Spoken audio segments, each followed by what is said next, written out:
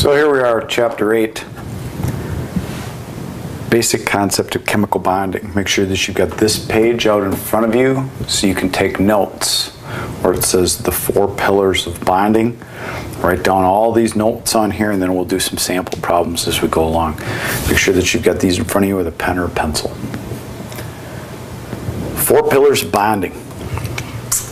There's 4 main types of bonding that we're going to study in chemistry class. First one is called ionic bonding. The second one is called covalent bonding. The third type is called metallic bonding. And the fourth type is called covalent network, which is also sometimes known as AKA coordinate covalent bonding. Those are the 4 pillars, those are the 4 types, and you need to be able to differentiate between those 4. So I'm going to give you what kinds of things stick together to make this kind of bond. And then we'll give you a couple of examples of each. And then we're going to go deep in depth into each type. In this chapter, when I say deep in depth, I really only mean one of these types.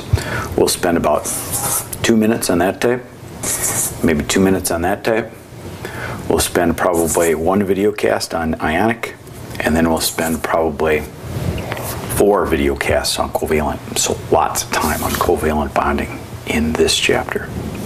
So what types of things stick together to make this kind of bond? First of all, an ionic bond, it's a metal and a nonmetal, or a metal and a polyatomic ion, or 2 polyatomic ions. Now, if you forgot where the metals are on the periodic table, have a periodic table out near you.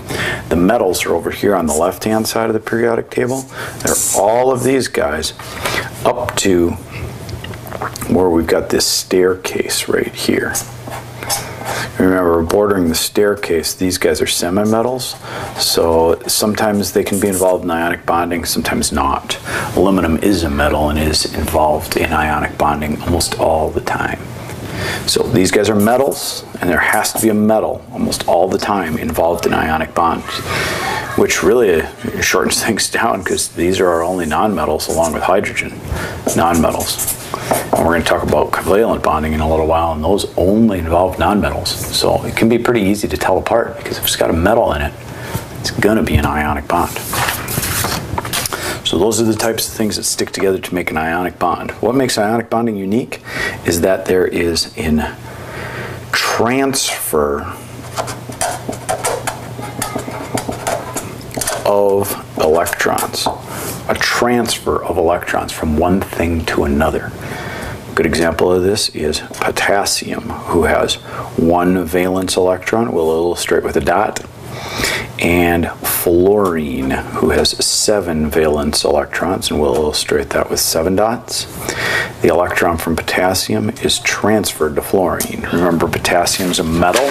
Potassium's right over here on this side of the periodic table, okay? Fluorine, of course, is a nonmetal. It's right up here. And these two will transfer electrons to one another. This transfer of electrons occurs in ionic bonding. It's a completely unequal sharing of electrons and a completely sending of one electron, usually from the metal to the nonmetal, from the metal to the polyatomic ion, or from one polyatomic ion to another. A transfer of electrons. Keep that in mind for ionic bonds. Covalent bonds happen only between nonmetals, and as I illustrated before, the nonmetals are this upper right-hand corner of the periodic table along with hydrogen. These are the ones that make covalent bonds. Now, the semimetals are also involved in covalent bonding lots of times, but still that's a small amount of things on the periodic table that can be involved, but it makes millions and millions of different compounds, and it's all made of nonmetals. What makes covalent bonding unique is that there is a sharing of electrons, a sharing of electrons. The electrons are shared sometimes unequally, but the electrons are shared. For example, let's say that we had the element chlorine.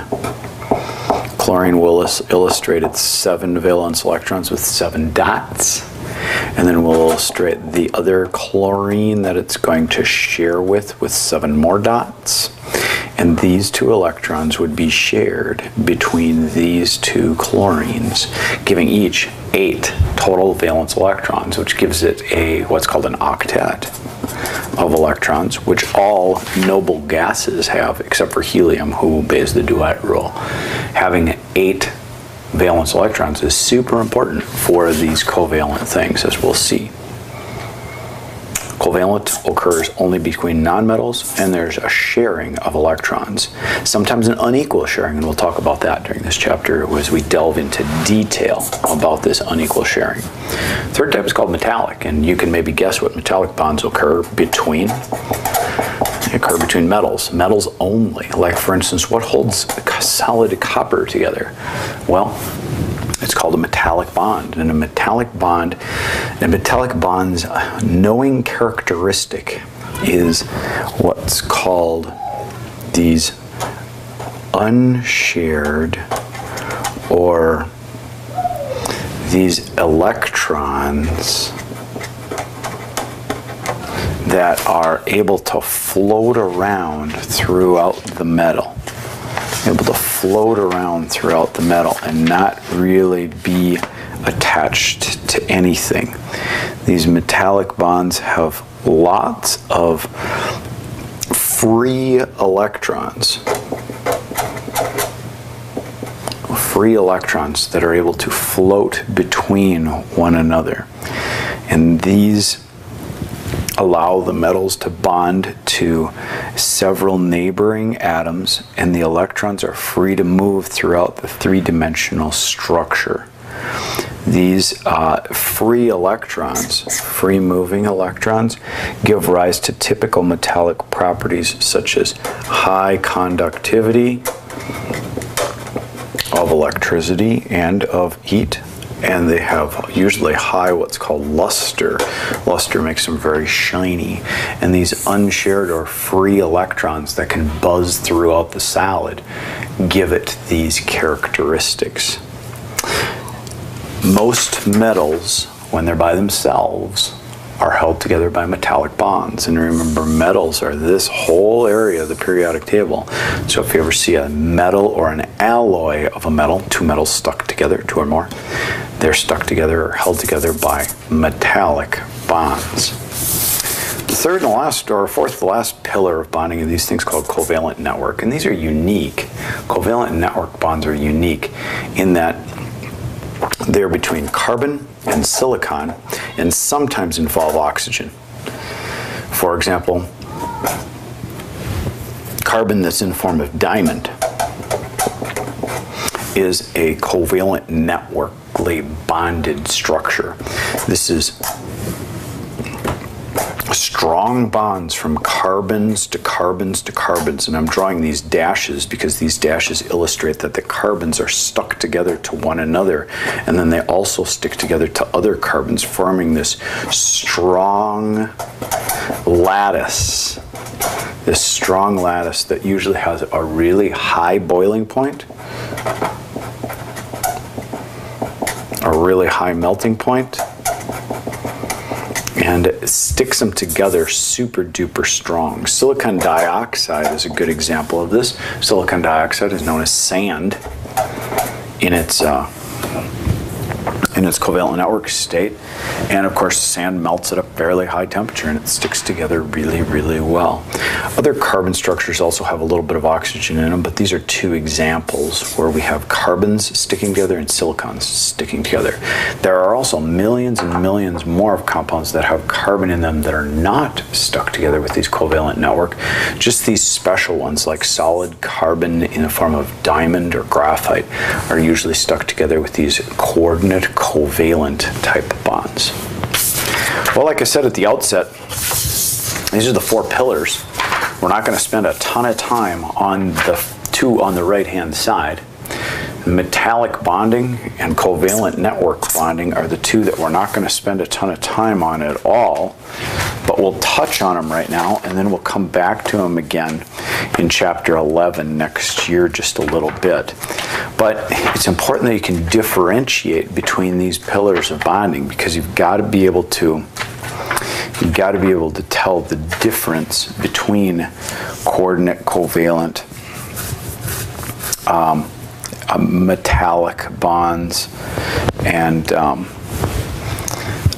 regular covalent and regular ionic. Metallic bonds, once again, are characterized by just metals, and they can be a single or more than one metal stuck together, and they're characterized by these delocalized electrons. And the delocalized electrons give it its characteristic property of malleability, ductility,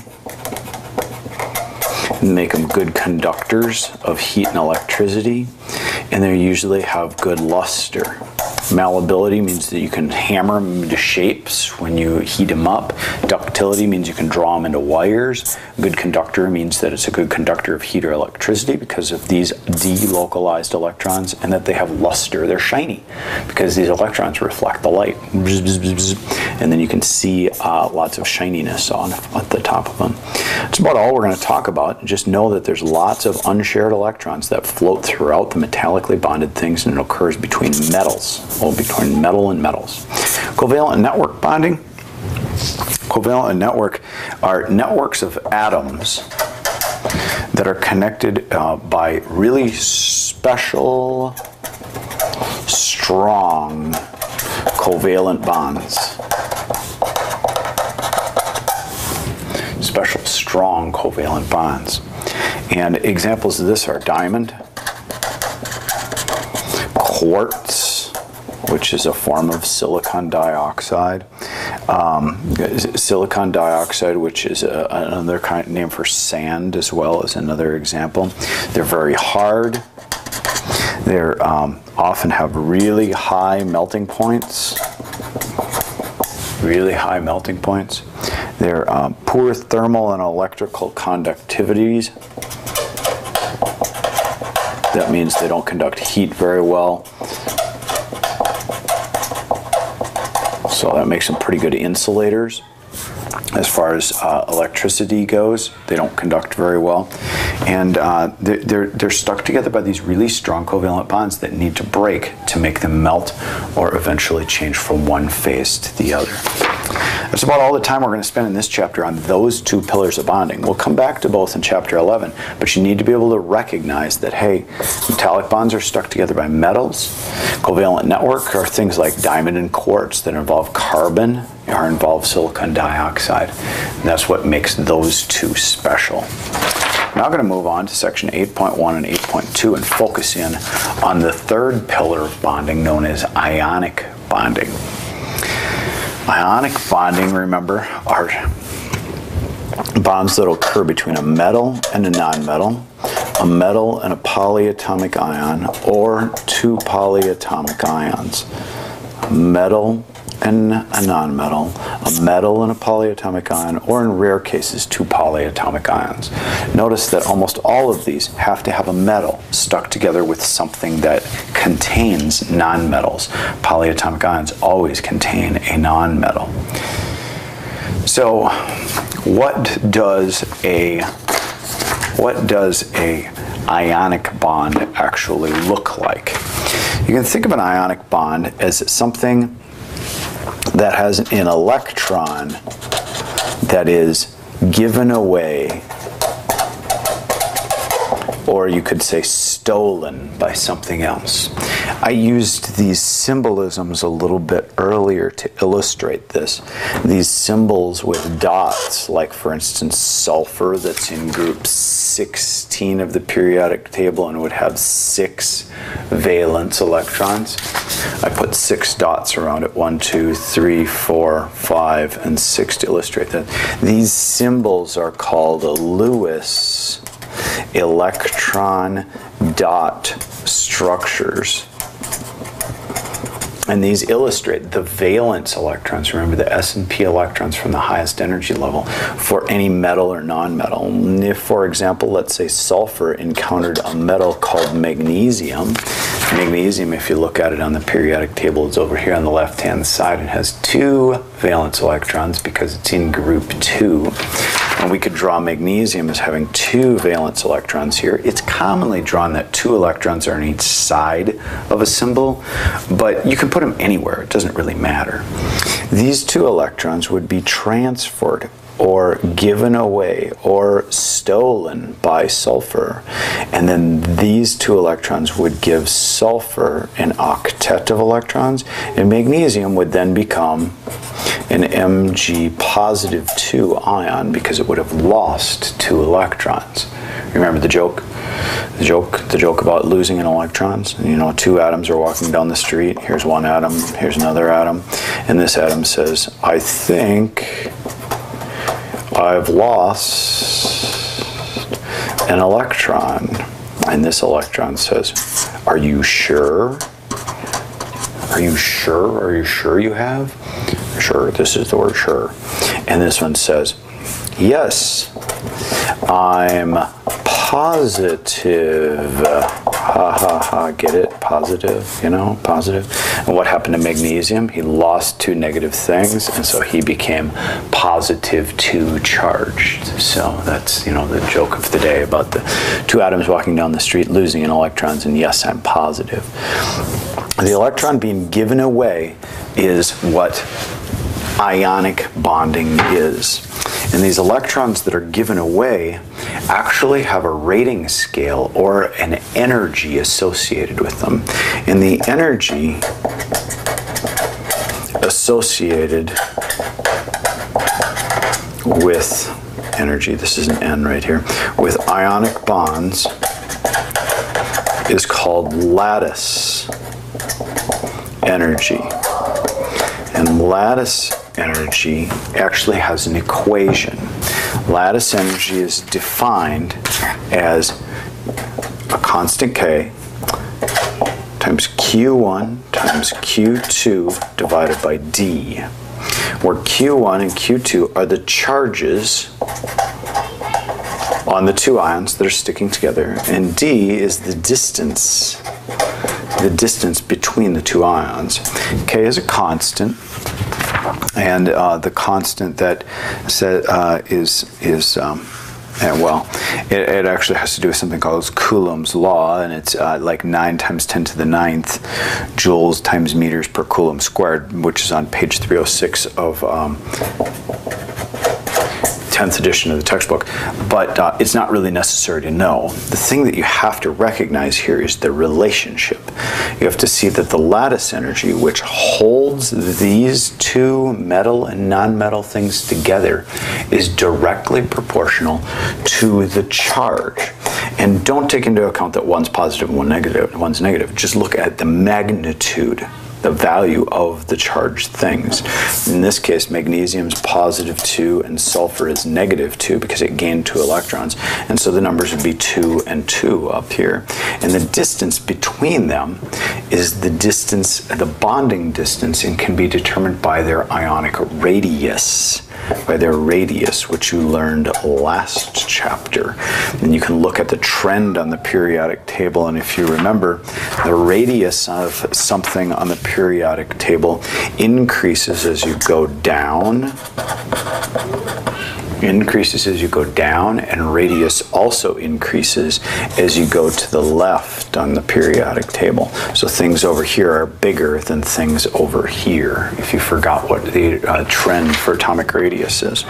And so you can see that the distance between 2 things is inversely proportional to the lattice energy. What does inversely proportional mean? If the distance is greater, the lattice energy is smaller. If the distance is smaller, the lattice energy is larger. So it's an opposite relationship. Let's take a look at an example of how you can use lattice energy to determine how well 2 things will ionically stick together. Take, for example, NaI, and then take, for example, our other one, MgS. who has the greater lattice energy and therefore would have the greater temperature needed to melt these two salts? Well, you can tell they're both ionically bonded because they both have a metal and a nonmetal stuck together. And if you look at the lattice energy of these two, the lattice energy of NaI would be K times Q1 and Q2. Remember, ignore the negative on the iodine and ignore the positive on the sodium, divided by the distance of the two. And if you look on the periodic table, you can remember that sodium has a positive 1 charge. Iodine would have a negative 1 charge because it's in group 17. Now the lattice energy for MgS would be equal to K. Magnesium would be positive 2, and sulfur would be negative 2. But remember, ignore the positives and negatives for now and just look at the magnitude. Magnesium is positive 2 because it's in group 2. Sulfur is negative 2 because it's in group 16 right here, and everything in group 16 is negative 2, especially in an ionic bond. And then divide it by the distance. And if you just ignore the distances for now, because there's a little bit of difference, but it's not a huge difference, you can see that this is going to have a 4 on the top, and this is just going to have a 1. And therefore, this lattice energy is going to be way bigger and might have a much higher melting point, and therefore have a much stronger lattice energy.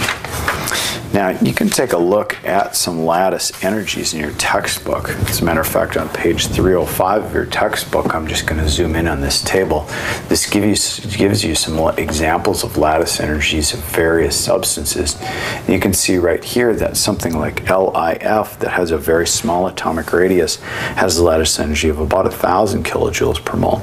But then if you look at something like we were studying before that has a +2 and a -2 charge, like MgO, that's like almost 3 and 3.7, almost 4 times as strong because it has a +2 and a -2 versus a +1 and a -1 charge. And you can see some differences here too between lithium fluoride and then, for example, something like cesium iodide.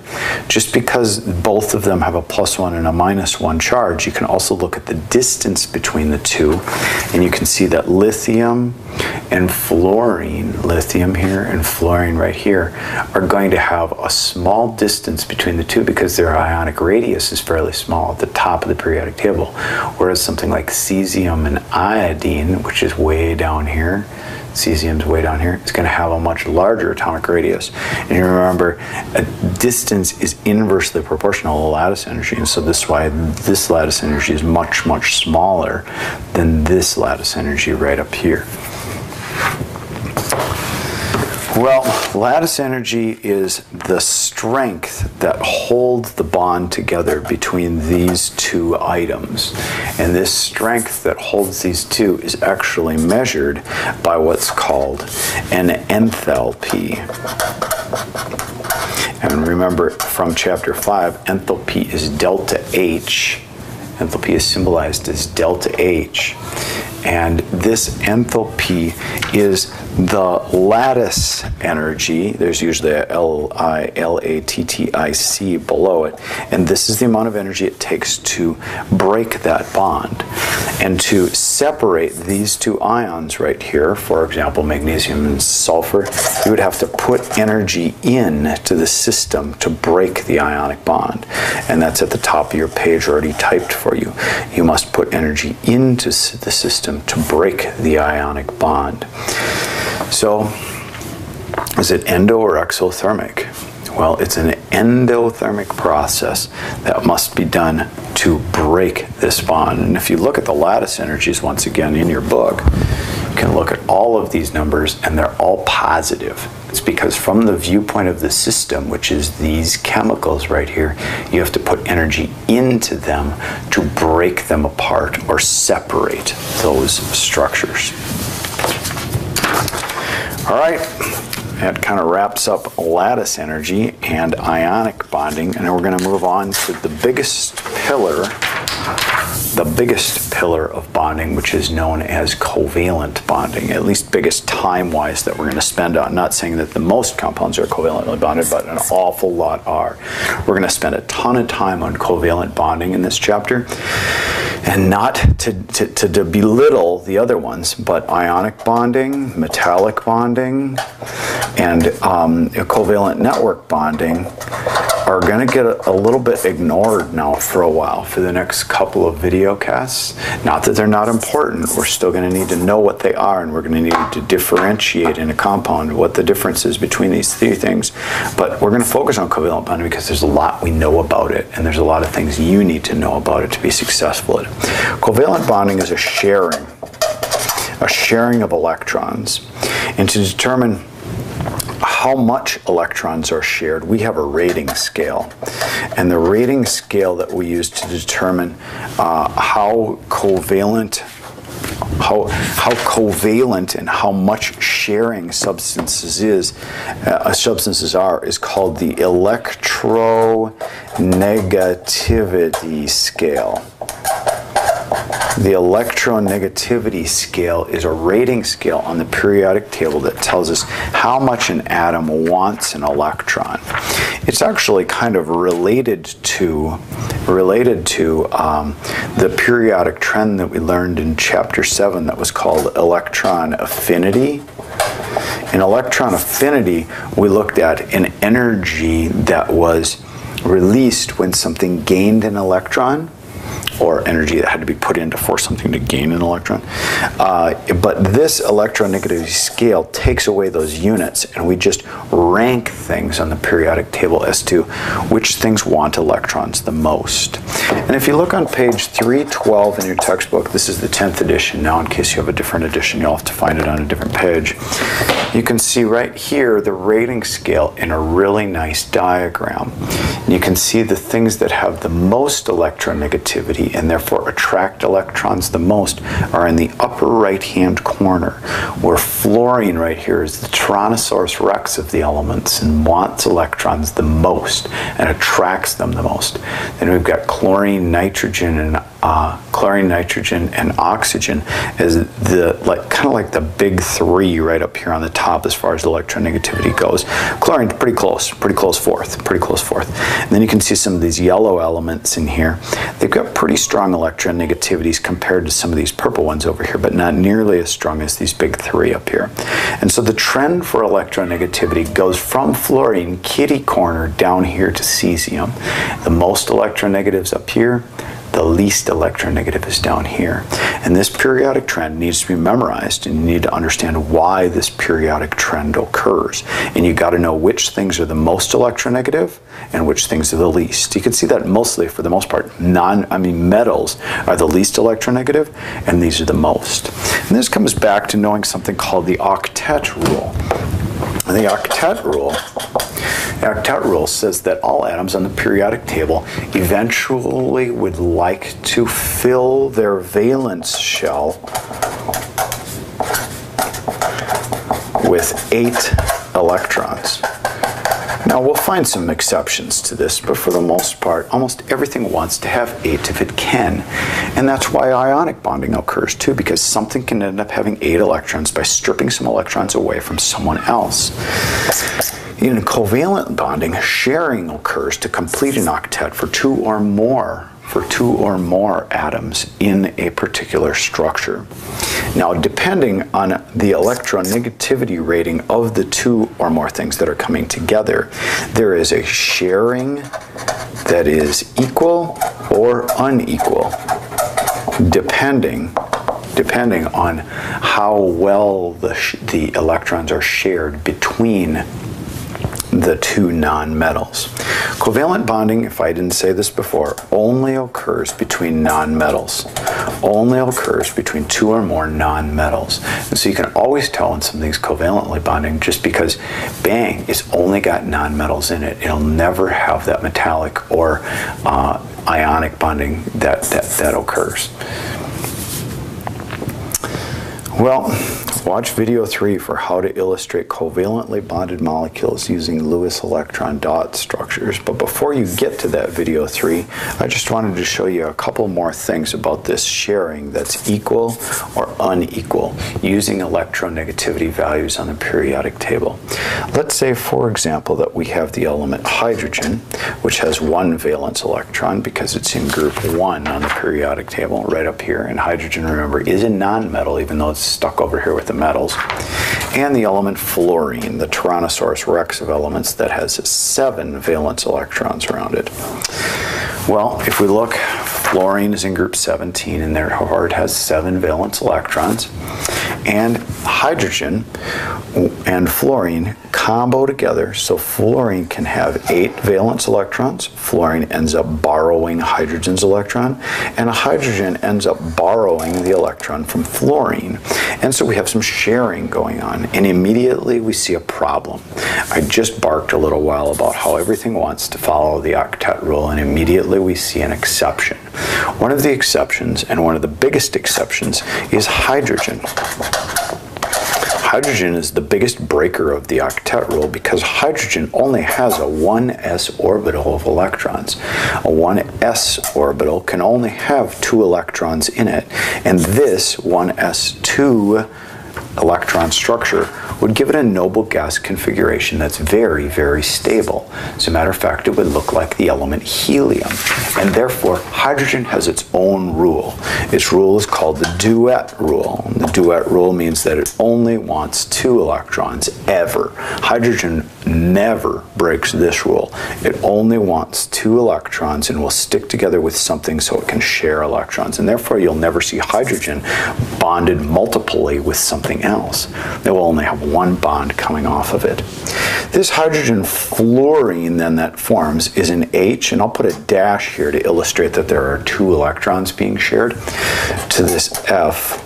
That's actually an unequal sharing of the electrons. If you remember from the book, fluorine, being the Tyrannosaurus rex of the elements, has the highest electronegativity. Hydrogen, on the other hand, has a decent electronegativity, but nothing like fluorine. And so fluorine has an unequal sharing of electrons and pulls the electrons towards itself. And so we can draw an arrow like this, indicating there is something, get ready now, I'm going to use a fancy science term, called a dipole moment that is constructed between hydrogen and fluorine, where there's more of a buildup of negative charge over here by the fluorine because it pulled hydrogen's electron close to itself, and there's more of a positive charge buildup over here on the hydrogen because hydrogen is now lacking its electron, and therefore its nucleus, which contains a proton that's positive, is very exposed. We can also illustrate this dipole moment with this small Greek letter delta. The small Greek letter delta looks kind of like an S, and we put a little negative sign here indicating that there's a partial negative charge on this side of the molecule, and we can put a small Greek letter delta with a little positive sign on this side indicating that there's more of a positive charge on this side of the molecule. You see this unequal sharing in many, many molecules, and this unequal sharing causes this bond right here to have a fancy name. It's called a dipole moment, or for short, scientists call this a polar bond. Not because it has anything to do with white bears, polar bears, not because it has anything to do with polar bears, but because it has 2 poles, a positive pole and a negative pole.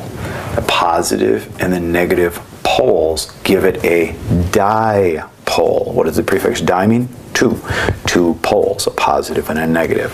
So you've got to learn these fancy names and this fancy terminology for this stuff. When there's an unequal sharing of electrons, we have what's called a polar bond, which means that there's an unequal sharing of electrons because one element is more electronegative than the other. And electronegativity, remember, is a rating scale that tells you how much something wants an electron versus something else. And since fluorine is the most electronegative atom on the periodic table, it sets up a dipole moment. You can actually see in your textbook on page 313, if you have this version of the text, where they show hydrogen fluoride right here in a colorful document or a colorful picture, where this is hydrogen with a blue all around it and fluorine over here with a red.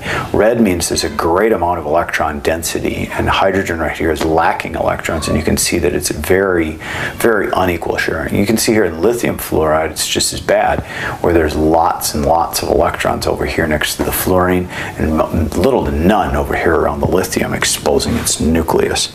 These are computer-generated renderings showing the calculated electron density distribution on the surface of the fluorine, which would be what's called a non-polar bonded structure. Notice how there's just total equal sharing here. They're both the same size, and there isn't like a blue area in one area.